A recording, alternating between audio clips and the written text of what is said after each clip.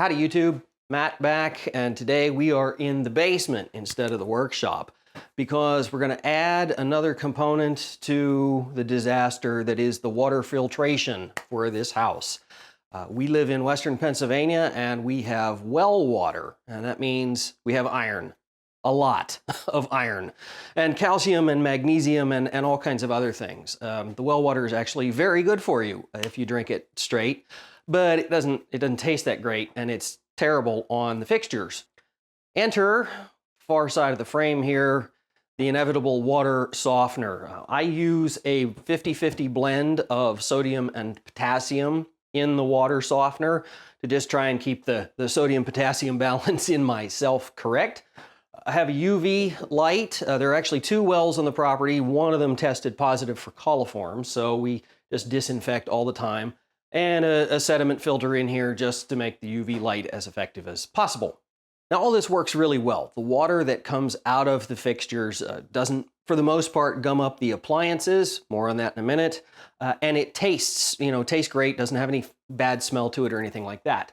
But it is, depending on which well we're running, loaded with this sodium and potassium blend.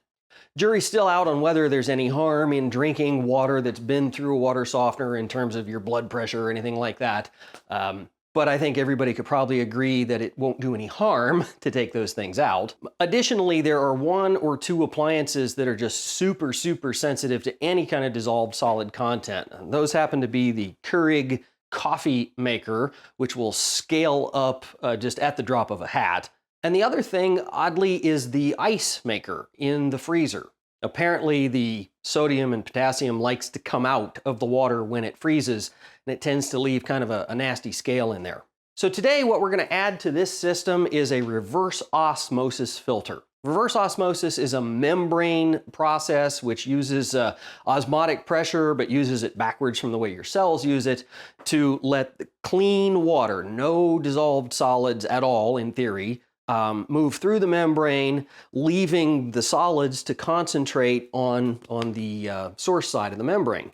What happens to all those solids that don't make it through the membrane? Well, they would just accumulate in there and eventually plug the thing up, which is why an RO filter has to flush. And in most cases for a home unit, depending on the solids and blah, blah, blah, end result is you're gonna get 1 gallon of clean reverse osmosis filtered water for every 2 gallons that go into the system. That other gallon is gonna go straight down the drain. If I were doing this for the whole house and was gonna double the water consumption out of my well, I would worry about such things. But just for a drinking water, an ice cube system, it's not going to make any difference at all. This is the reverse osmosis system that I purchased. It is from our good friends at Amazon.com, and it is manufactured by a company called iSpring. There are a couple of different flavors of this unit out there on Amazon and other online retailers. Basically, they include different stages of filtration. There's a 5, a 6, and a 7-stage unit. This is the 5-stage unit. Stages 6 and 7 are a filter, quote unquote, that actually puts minerals back into the water.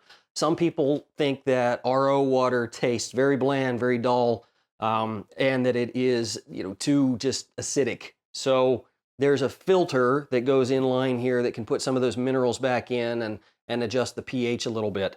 And the 7th stage, if you go for the full-blown unit, is actually a UV filter. Well, I already have a UV filter, so I had no use for that. 5-stage it is. The filters themselves are all packed in their own individual boxes, which includes the mounting brackets, any extra little pieces of hose, a wrench to change that filter element. All of the stuff related to that element is in the box with that element.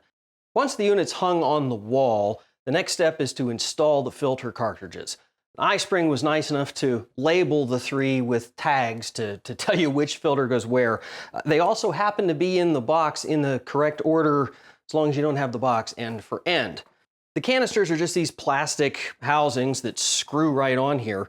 Inside each one of them is a filter that has a gasket on the ends of it that seals up against the inside of this thing.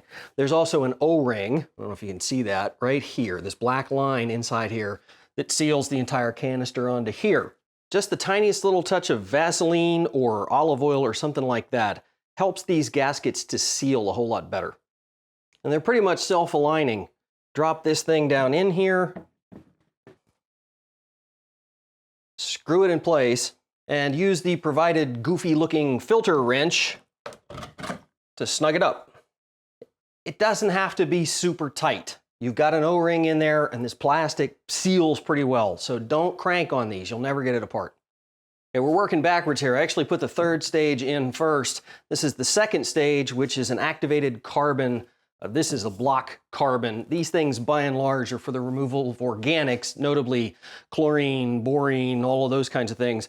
Because we have well water, we don't have much of this stuff, but I'm going to put the filters in anyway, because otherwise I'm going to have a big leak. This is the only one that has a direction. The block carbon and the sediment filter, you can put them in either way. The activated carbon has an O-ring only on one end. That end goes up.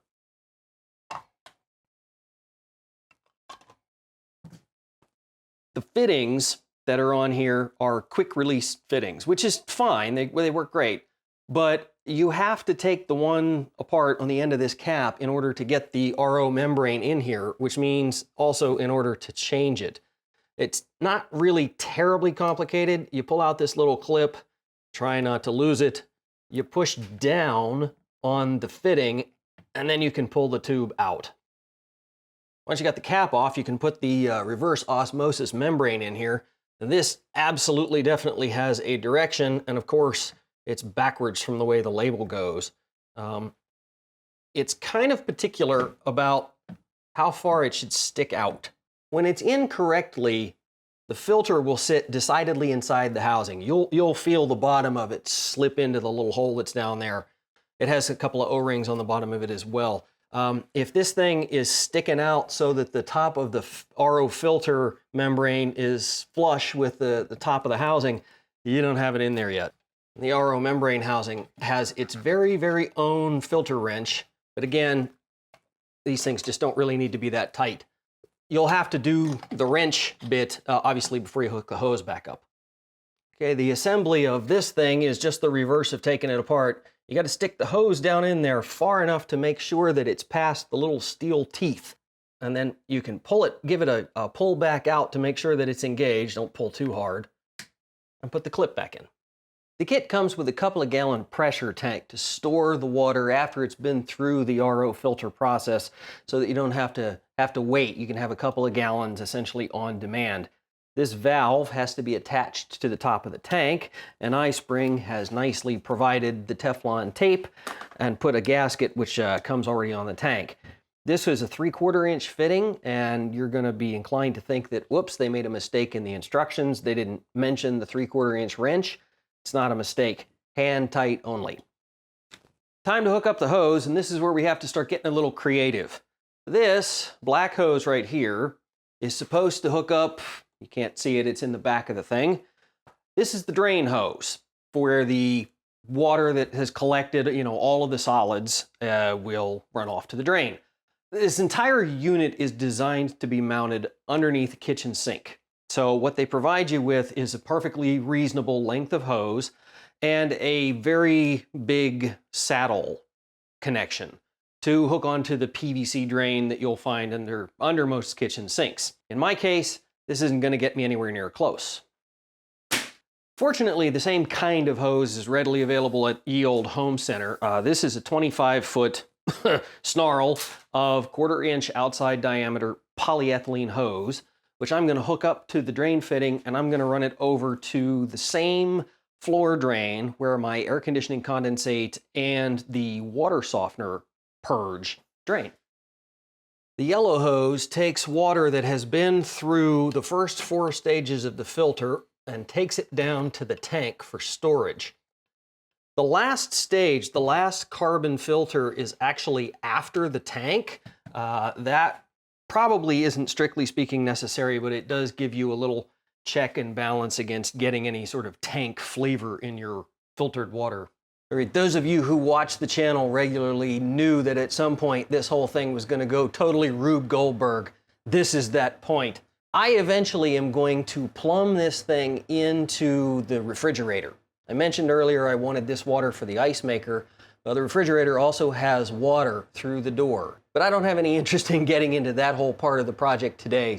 This is the faucet that you're supposed to mount as part of your kitchen sink arrangement. That's why it has this hugely long thread on it. You're supposed to drill a hole there in the countertop and mount this thing next to it and have your drinking water fountain right there next to the rest of this stuff, which you were supposed to put underneath the kitchen sink. For now, I just used the bracket that iSpring supplied to mount this faucet to the wall. The blue hose is the one designed for the clean filtered water. Up there on the filter apparatus, it attaches with one of those quick links like everything else does. This end of the tube is a standard compression fitting. So on goes the screw, on goes the little plastic sleevey part, and in goes the center tube.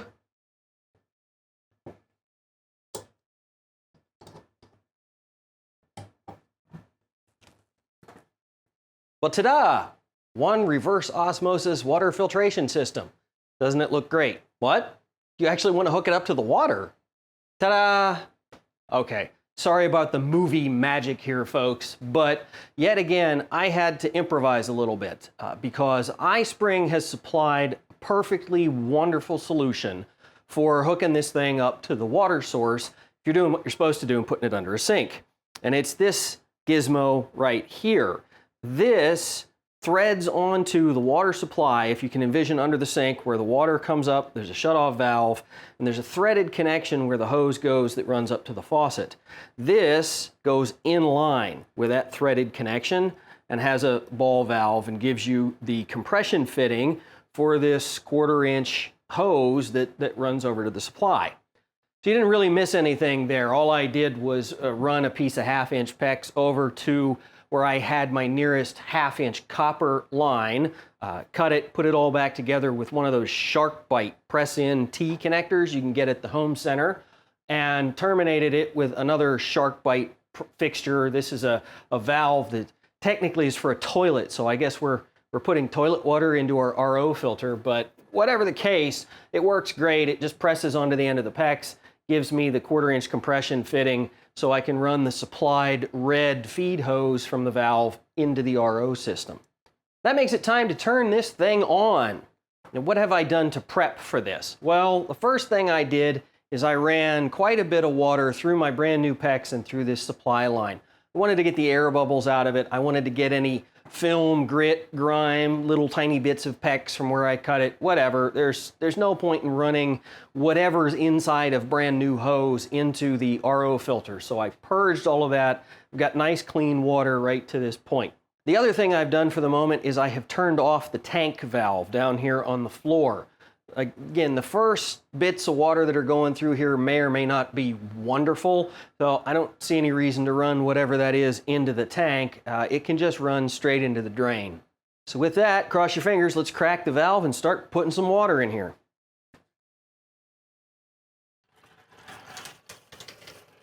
Sediment canister fills first. It's working on the activated carbon here. It'll get to the block carbon at some point. Can you hear that?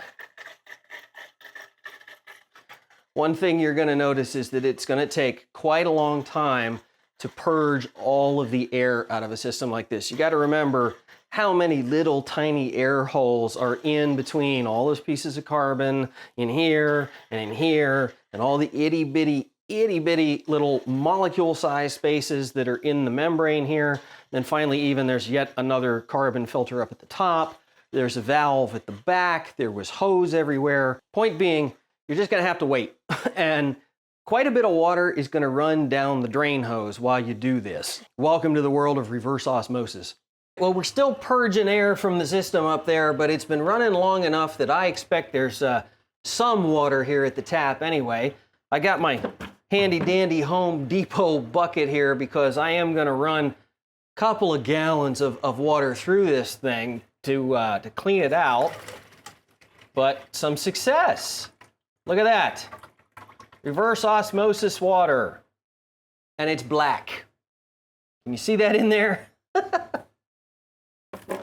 Why, you might ask, is my reverse osmosis filtered water black?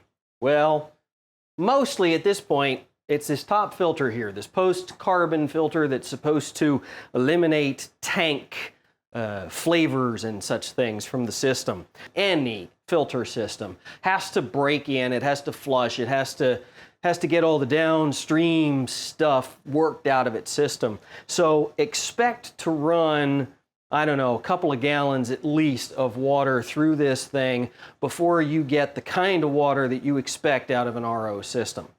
What I have here is a total dissolved solids meter.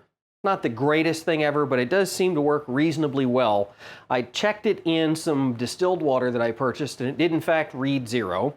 And I checked it in the water coming out of the tap, which is after the water softener, after the sediment filter, after the UV light, which doesn't impact solids. But anyway, the tap water tests at 400 to 410 parts per million of dissolved solids. And again, most of that is the sodium and potassium mixture coming out of the softener. The reverse osmosis water, drum roll please, as it stands now tests at 35 parts per million total dissolved solids. All right, so that's awesome. That is well within the 90 to 95% solids rejection rate that you expect to get with a filter like this. That number might drop just a tiny little bit as the rest of the last of the goo works its way out of the system. But then, of course, it's going to start going back up as the RO membrane wears out. Year plus or minus should be the life that I'll get out of this thing. But the TDS meter is how I'm going to know for sure that it's time to replace this. My guess is when it creeps upwards of 50, 60, something like that, it'll be time to throw a new membrane in here. Well, I still have the last little bit of plumbing left. Someday I have to take this blue hose off this faucet and hook it up to the refrigerator, but that's a project for another day. Till then, stay safe, YouTube.